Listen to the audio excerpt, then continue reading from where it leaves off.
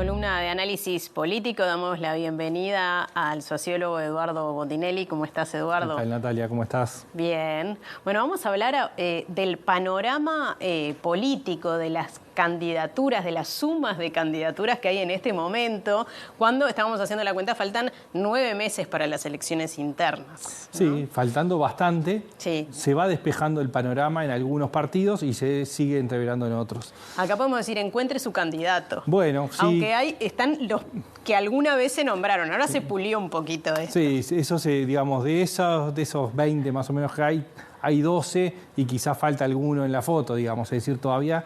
Claro, falta 9 meses. Falta un poco. Está todo como muy acelerado, muy nervioso el ambiente, como si ya fueran mañana las elecciones. Faltan 9 meses para las internas, más de un año para las nacionales.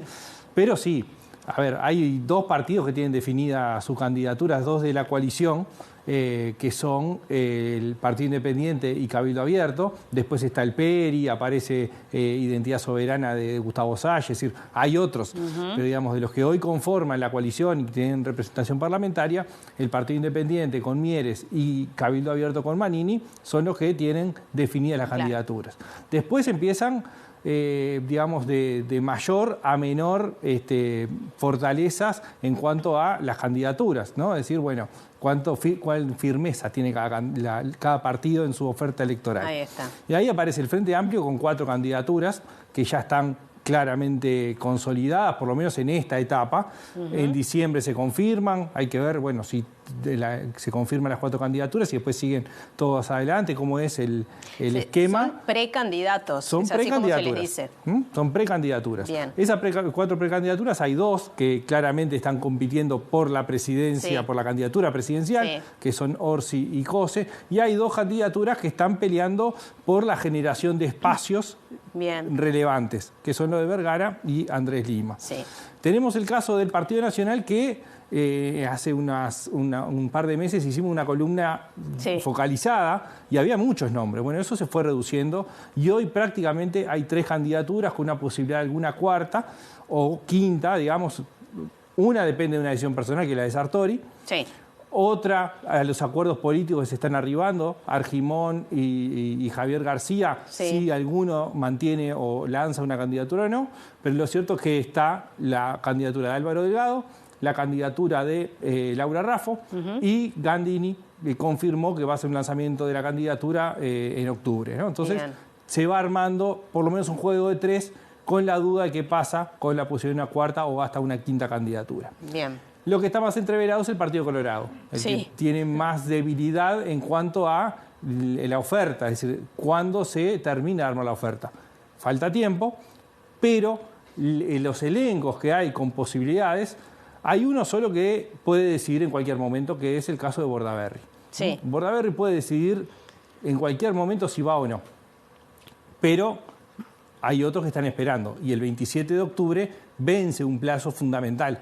Quienes ocupan algunos cargos en el gobierno necesitan renunciar un año antes para poder llevar adelante una candidatura. Como es el caso de Robert Silva. Robert Silva, el caso de Gur Méndez, ¿no? Ahí está. Entonces, la definición de Bordaberry va a atar o desatar acuerdos. ¿Bien? Después aparecen otros nombres, ¿no? Lo de Subía, que ya fue precandidato, lo de Robert Silva que mencionabas, lo de Tabaré Viera como una posibilidad, lo de Guzmán Acosta y Lara, que ya confirmó que va a llevar su candidatura. Está Andrés Ojeda, también se mencionó en algún momento. Entonces, esa oferta, ¿qué es lo que tiene? Necesita instalarse como dirigentes, como potenciales candidaturas y que efectivamente logren un nivel de conocimiento que los posicione en un lugar presidenciable. Depende mucho de cómo termine acordándose en función de qué hace Bordaberry, pero también de los acuerdos que surjan a partir de esos nombres. Bien, ¿y esto se da en qué panorama político general? Porque es como que está todo el tiempo, ¿no? La denuncia para un lado y para el otro, el gobierno que sigue hablando de lo que pasó en el gobierno del Frente Amplio, el Frente Amplio que parece estar constante en varias denuncias. Bueno, ahí tenemos que separar 2 cosas, creo que son centrales. Una es a quién llega toda esta información de la actividad política y que tiene mucho que ver con lo que define la elección, que son los indefinidos. Bien. ¿No? Es decir, lo que las encuestas hoy registran claramente es un escenario que es muy competitivo. Ya lo vimos, lo que sucedió en el balotaje de 2019, lo que pasó en el referéndum de la LUC, y las encuestas están mostrando que el panorama es bastante similar a eso, con un frente amplio más sólido de lo que estaba hace 5 años, sí, más sólido de lo que fue el propio resultado de las elecciones nacionales del 2019. Hay quienes dicen que es un panorama más parecido al de 2014, previo a las elecciones que ganó José Mujica. Bueno, quizás en un camino intermedio, bien, entre 2014 y 2019, y sobre todo pensando en la segunda vuelta.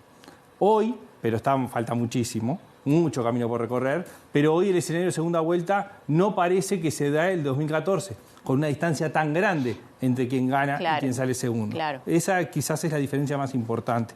Después sí creo que hay un matiz sobre la oferta electoral que existe en 2024, que existirá en 2024, con respecto a la que existía en 2014 y cómo se comporta el conjunto de partidos que hoy conforman la coalición, que tienen que ratificar que siga adelante, y el Frente Amplio. Parece bastante obvio que vaya a seguir, pero... Sí. El tema es cuáles son los actores, cuáles son las reglas y quiénes son las cabezas de cada partido en la negociación. Bien. Hablabas antes de los indecisos. Todas las encuestas dan un porcentaje importante de indecisos, obviamente, y van a definir la elección. Bueno, es lo que claramente siempre es quien define. Pero hay un elemento particular, importante en este caso, que es que los indefinidos, los indecisos, según cada encuesta, tienen características particulares y que hay que atender. Hoy en día, básicamente son personas, no totalmente, básicamente, estoy hablando de 2/3 partes a 3/4 partes de los indefinidos, son personas que votaron a la coalición, algunos de los partidos de la coalición en 2019. La gran mayoría votó a la calle Pou en la segunda vuelta, pero no tienen pertenencia partidaria, bien, han cambiado su voto, no tienen interés en la política, son de los niveles más bajos. Entonces es un electorado que es mucho más volátil en la elección y por lo tanto puede ser captado por cualquiera de las áreas. Y eso es lo que define la elección. Un electorado que no es el politizado, no es el que está con las noticias permanentes de lo que sucede en la política, sino que más cerca de las elecciones va a empezar a tener contacto con la cotidianidad política, con las campañas electorales, con las propuestas. Bien. Bueno, y quizás no está tan informado sobre esta realidad política. Y lo que termina definiendo como primer eje central en este segmento particular, pero en todo el sistema, el primero, la primera definición es la identificación ideológica, política, partidaria, en una segunda instancia. Ahora, en estos segmentos es continuidad o cambio. Es decir, lo que termina definiendo en esos sectores es seguir con lo que está o cambiar.